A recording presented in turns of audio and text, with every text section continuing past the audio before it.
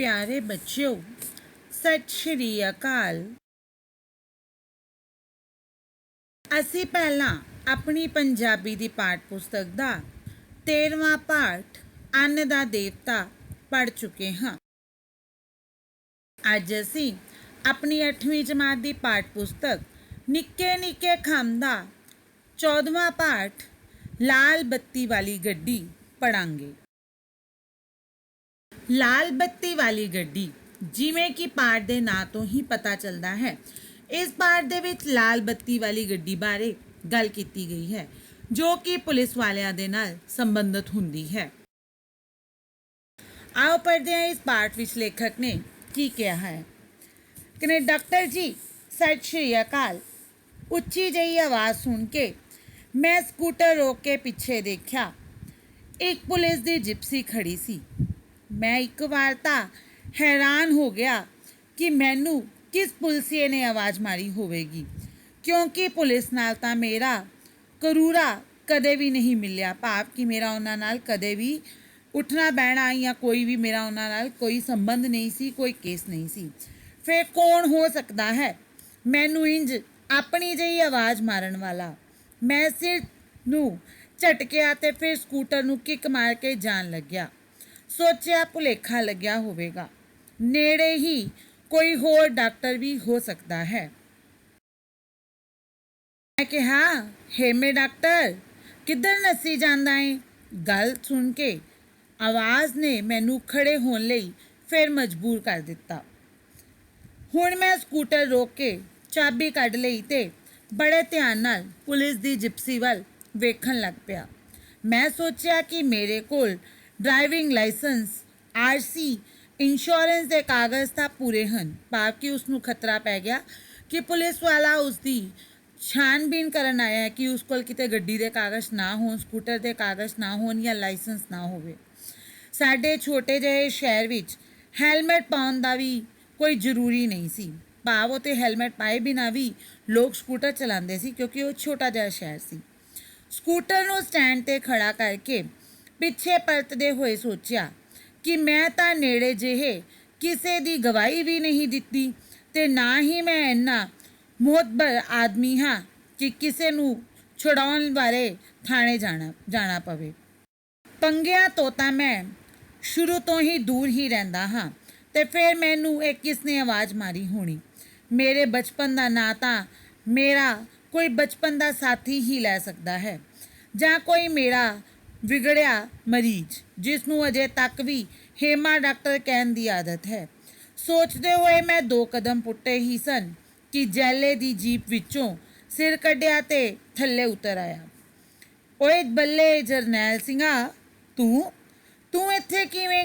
ਤੂੰ ਤਾਂ ਨਕਸਲਬਾੜੀ ਲਹਿਰ ਦਾ ਸਿਰ ਕੱਢ ਬੰਦਾ ਸੀ। ਤੇਰਾ ਪੁਲਿਸ ਵਾਲਿਆਂ ਦੀ ਜੀਪ ਵਿੱਚ ਕੀ ਕੰਮ? ਮੈਂ ਦੇਖਿਆ ਜੀਪ ਦੇ ਸਿਰ ਤੇ ਲਾਲ ਬੱਤੀ ਜਗਬੁਝ ਕਰ ਰਹੀ ਸੀ। ਭਾਵ ਕਿ ਜਿਹੜੀ ਪੁਲਿਸ ਵਾਲੇ ਦੀ ਜੀਪ ਸੀ ਉਸ ਦੇ ਉੱਪਰ ਇੱਕ ਲਾਲ ਬੱਤੀ ਲੱਗੀ ਹੋਈ ਸੀ, ਜਿਹੜੀ ਕਦੇ ਜਲ ਰਹੀ ਸੀ ਅਤੇ ਕਦੇ ਬੁਝ ਰਹੀ ਸੀ। ਕਿਤੇ ਤੈਨੂੰ ਫੇਰ ਤਾਂ ਨਹੀਂ ਫੜ ਲਿਆ? ਉਹ ਜਾਣ ਦਿਓ ਮਾਲਕੋ, ਮੈਂ ਤਾਂ ਥਾਣੇਦਾਰ ਸਾਹਿਬ ਦਾ ਡਰਾਈਵਰ ਹਾਂ। ਉਸਨੇ ਮੂੰਹ ਨੂੰ ਥੋੜ੍ਹਾ ਉੱਪਰ ਚੁੱਕਦੇ ਹੋਏ ਆਖਿਆ। ਭਾਵ ਪਹਿਲਾਂ ਡਾਕਟਰ ਨੇ ਸੋਚਿਆ ਕਿ ਉਸਨੂੰ ਪੁਲਿਸ ਵਾਲੇ ਨੇ ਫੜ ਲਿਆ ਹੈ, ਪਰ ਉਸਨੇ ਫਿਰ ਜਦ ਉਸਦੀ ਵਰਦੀ ਦੇਖੀ ਅਤੇ ਉਸਨੇ ਆਪ ਤੋਂ ਕਿਹਾ ਕਿ ਮੈਂ ਪੁਲਿਸ ਵਾਲਿਆਂ ਦਾ ਡਰਾਈਵਰ ਹਾਂ। ਜੈਲੇ ਨੂੰ ਮੈਂ ਕਰੀਬ 4 ਵਰ੍ਹਿਆਂ ਤੋਂ ਬਾਅਦ ਵੇਖਿਆ ਸੀ। ਵਿੱਚ ਜੇ ਉਸ ਲੋਕਾਂ ਕੋਲੋਂ ਖਬਰਾਂ ਮਿਲਦੀਆਂ ਸਨ ਕਿ ਉਹ ਨਕਸਲਵਾਦੀ ਲਹਿਰ ਦਾ ਸਰਗਰਮ ਬੰਦਾ ਹੈ ਅਤੇ ਲਹਿਰ ਦਾ ਹਰ ਕੰਮ ਵਿੱਚ ਵੱਧ ਚੜ੍ਹ ਕੇ ਹਿੱਸਾ ਪਾਉਂਦਾ ਹੈ। ਜੈਲਾ ਇੱਕ ਗਰੀਬ ਪਰਿਵਾਰ ਦਾ ਛੋਟੇ ਕੱਦ ਦਾ ਪਤਲਾ ਜਿਹਾ ਮੁੰਡਾ ਹੁੰਦਾ ਸੀ। ਥੋੜ੍ਹੀ ਜਿਹੀ ਜ਼ਮੀਨ ਤੋਂ ਟੱਬਰ ਦਾ ਮਸਾਂ ਗੁਜ਼ਾਰਾ ਚੱਲਦਾ ਸੀ। ਆਮ ਤੌਰ 'ਤੇ ਸਕੂਲ ਦੀਆਂ ਕਿਤਾਬਾਂ ਅਤੇ ਫੀਸਾਂ ਪੱਖੋਂ ਵੀ ਤੰਗ ਰਹਿੰਦਾ ਸੀ। ਔਖੇ ਸੌਖੇ ਹੋ ਕੇ ਉਸਨੇ 10ਵੀਂ ਪਾਸ ਕੀਤੀ ਤੇ ਫਿਰ ਉਹ ਦਿੱਲੀ ਟੈਕਸੀ ਚਲਾਉਣ ਲਈ ਚਲਾ ਗਿਆ। ਦਿੱਲੀ ਤੇ ਰੋਪੜ ਦਾ ਫਾਸਲਾ ਵੀ ਬਹੁਤ ਜ਼ਿਆਦਾ ਸੀ। ਜਦੋਂ ਕਦੇ ਵੀ ਉਹ ਰੋਪੜ ਆਉਂਦਾ ਤਾਂ ਆਪਣੀ ਦਵਾਈ ਲੈਣ ਆਉਂਦਾ ਤੇ ਮਿਲਦਾ ਸੀ।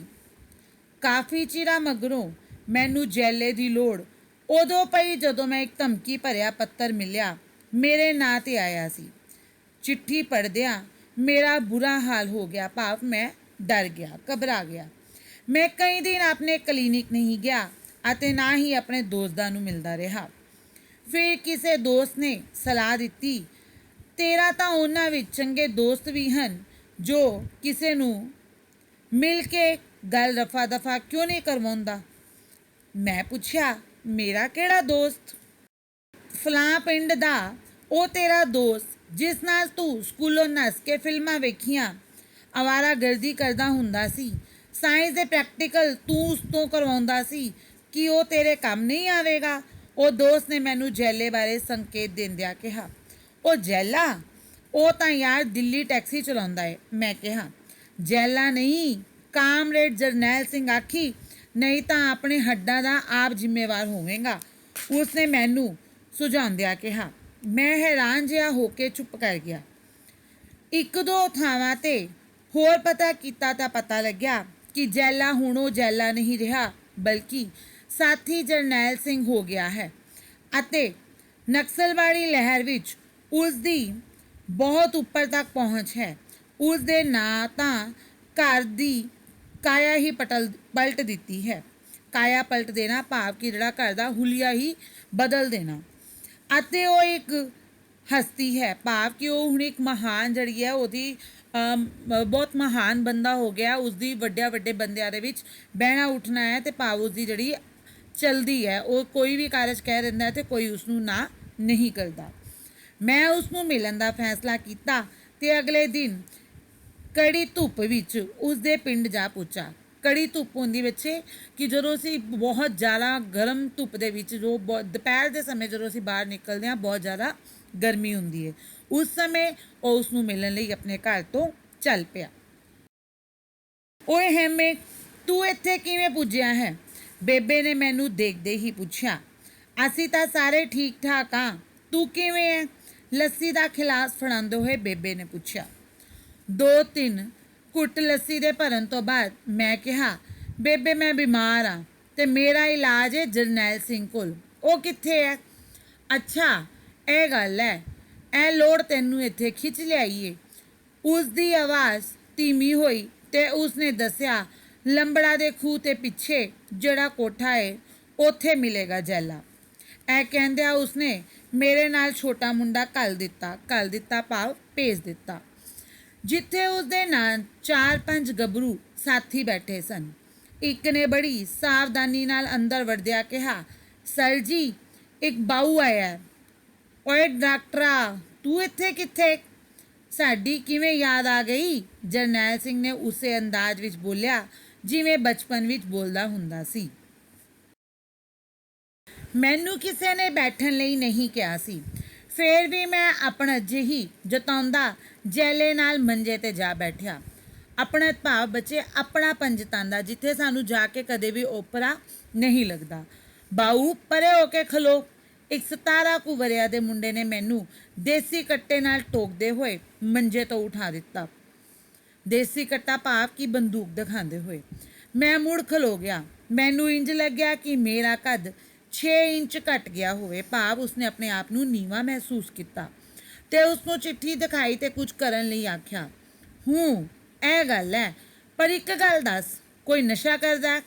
ਮੈਨੂੰ ਇੰਜ ਲੱਗਿਆ ਕਿ ਮੇਰਾ ਕੱਦ 6 ਇੰਚ ਤੋਂ ਵੀ ਹੋਰ ਘਟ ਗਿਆ ਹੈ, ਭਾਵ ਉਸਨੇ ਮੇਰੇ ਉੱਪਰ ਇੱਕ ਤੋਹਮਤ ਜਿਹੀ ਲਗਾ ਕੇ ਮੈਨੂੰ ਪੁੱਛਿਆ ਕਿ ਤੂੰ ਕੋਈ ਨਸ਼ਾ ਕਰਦਾ ਹੈ, ਕਿਉਂਕਿ ਜਦੋਂ ਵੀ ਉਹ ਦਿੱਲੀ ਤੋਂ ਆਉਂਦਾ ਤਾਂ ਖੁਦ ਉਹ ਨਾਲ ਬਹਿ ਕੇ ਸ਼ਰਾਬ ਪੀਂਦਾ ਅਤੇ ਰਾਤ ਦੇ 12 ਵਜੇ ਤੱਕ ਅਸੀਂ ਰੋਲਾ ਰੱਪਾ ਪਾਉਂਦੇ ਰਹਿੰਦੇ, ਅਤੇ ਅੱਜ ਮੈਨੂੰ ਪੁੱਛਦਾ ਨਸ਼ਾ ਤਾਂ ਨਹੀਂ ਕਰਦਾ।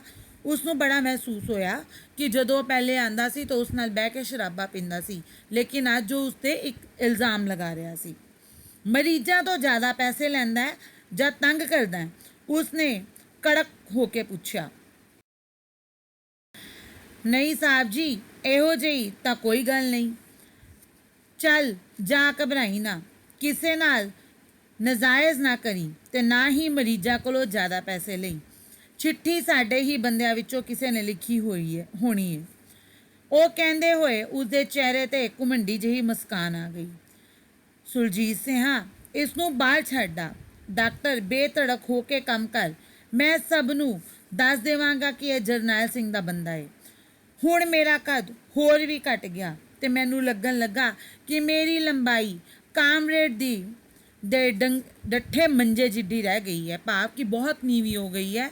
ਉਸਨੂੰ ਸ਼ਰਮ ਆਉਣ ਲੱਗੀ ਕਿ ਉਹ ਜਦ ਕਿ ਚੰਗਾ ਕੰਮ ਕਰਦਾ ਸੀ, ਕਦੇ ਕਿਸੇ ਨਾਲ ਮਾੜਾ ਨਹੀਂ ਕਰਦਾ ਸੀ, ਲੇਕਿਨ ਉਸਨੂੰ ਇਹੋ ਜਿਹਾ ਪੱਤਰ ਮਿਲਿਆ ਜਿਸ ਪੱਤਰ ਤੋਂ ਬਾਅਦ ਉਸ ਦੇ ਉੱਪਰ ਇਹ ਇਲਜ਼ਾਮ ਲਗਾਏ ਗਏ ਕਿ ਉਹ ਨਸ਼ਾ ਕਰਦਾ ਹੈ ਜਾਂ ਉਹ ਪੈਸੇ ਜ਼ਿਆਦਾ ਲੈਂਦਾ ਹੈ ਜਾਂ ਮਜ਼ਦੂਰ ਜਿਹੜੇ ਆਪਣੇ ਕੋਲ ਮਰੀਜ਼ ਆਉਂਦੇ ਨੇ ਉਹਨਾਂ ਦਾ ਚੰਗੀ ਤਰ੍ਹਾਂ ਧਿਆਨ ਨਹੀਂ ਰੱਖਦਾ।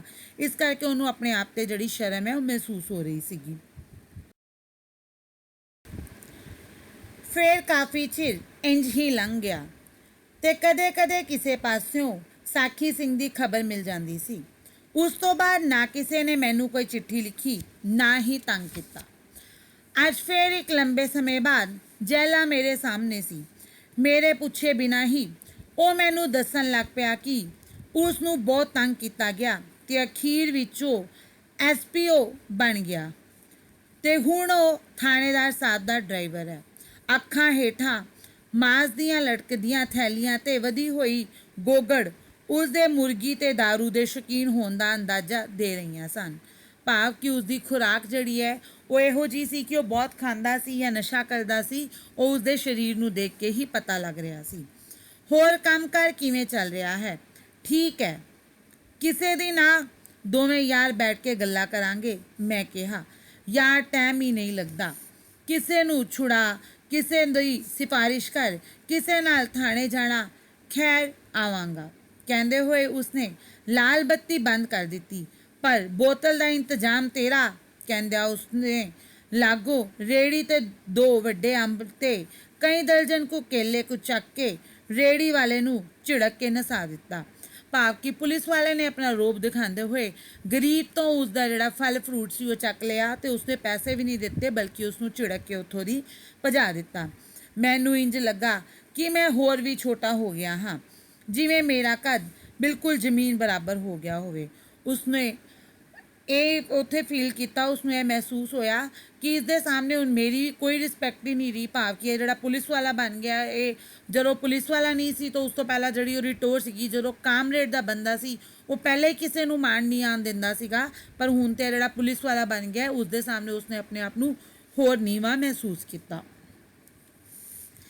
ਅੱਛਾ ਚੱਲਦਾ ਜਰਨੈਲ ਸਿੰਘਾ, ਕਲੀਨਿਕ ਤੇ ਪਹੁੰਚਣਾ ਏ, ਕਹਿੰਦੇ ਹੋਏ ਮੈਂ ਸਕੂਟਰ ਵੱਲ ਵਧਿਆ।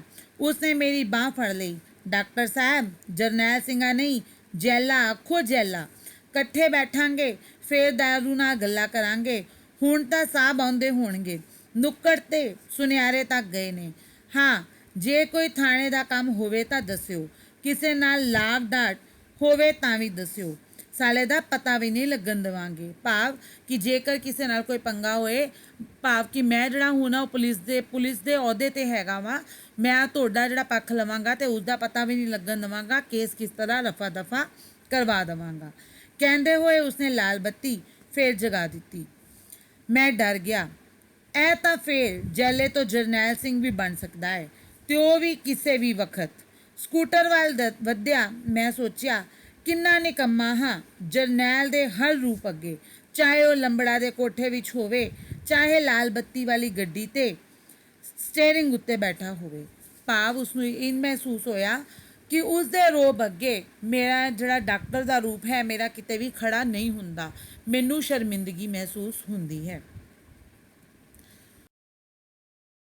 ਸੋ ਬੱਚਿਓ, ਅਸੀਂ ਇਸ ਪਾਠ ਦੇ ਵਿੱਚ ਪੜ੍ਹਿਆ ਹੈ ਕਿ ਕਿਸ ਤਰ੍ਹਾਂ ਜਿਹੜਾ ਜੈਲਾ ਹੈ ਉਹ ਆਪਣੇ ਰੋਬ ਨਾਲ ਦੂਸਰਿਆਂ ਦੇ ਸਾਹਮਣੇ ਆਪਣੇ ਆਪ ਨੂੰ ਵੱਡਾ ਮਹਿਸੂਸ ਕਰਵਾਉਂਦਾ ਹੈ ਤੇ ਸਾਹਮਣੇ ਵਾਲਾ ਵਿਅਕਤੀ ਆਪਣੇ ਆਪ ਨੂੰ ਕਿੰਨਾ ਨੀਵਾਂ ਮਹਿਸੂਸ ਕਰਦਾ ਹੈ, ਜਦ ਕਿ ਉਹ ਬਚਪਨ ਦੇ ਯਾਰ ਵੀ ਰਹੇ ਹਨ। ਸਾਨੂੰ ਇਸ ਤੋਂ ਸਿੱਖਿਆ ਲੈਣੀ ਚਾਹੀਦੀ ਹੈ ਕਿ ਸਾਨੂੰ ਆਪਣੇ ਦੋਸਤਾਂ ਨਾਲ ਇਹੋ ਜਿਹਾ ਵਰਤਾਓ ਨਹੀਂ ਕਰਨਾ ਚਾਹੀਦਾ। ਅਸੀਂ ਜਿਵੇਂ ਹਾਂ ਸਾਨੂੰ ਉਸੇ ਤਰ੍ਹਾਂ ਰਹਿਣਾ ਚਾਹੀਦਾ ਹੈ। ਆਪਣੇ ਯਾਰਾਂ ਦੋਸਤਾਂ ਨਾਲ ਮਿਲ ਜੁਲ ਕੇ ਰਹਿਣਾ ਚਾਹੀਦਾ ਹੈ, ਭਾਵ ਗਿਰਗਟ ਦੀ ਤਰ੍ਹਾਂ ਰੰਗ ਨਹੀਂ ਬਦਲਣਾ ਚਾਹੀਦਾ। ਕੰਮ ਤੇ ਲੋੜ ਕਿਸੇ ਵੀ ਵੇਲੇ ਕਿਸੇ ਵੀ ਦੋਸਤ ਦੀ ਪੈ ਸਕਦੀ ਹੈ। ਮੈਨੂੰ ਆਸ ਹੈ ਤੁਹਾਨੂੰ ਇਹ ਪਾਠ ਚੰਗੀ ਤਰ੍ਹਾਂ ਸਮਝ ਆ ਗਿਆ ਹੋਵੇਗਾ। ਹੁਣ ਅਸੀਂ ਇਸ ਪਾਠ ਨਾਲ ਸੰਬੰਧਿਤ ਕਾਰਜ ਆਪਣੀ ਉੱਤਰ ਪੁਸਤਕਾਂ ਤੇ ਕਰਾਂਗੇ। ਧੰਨਵਾਦ।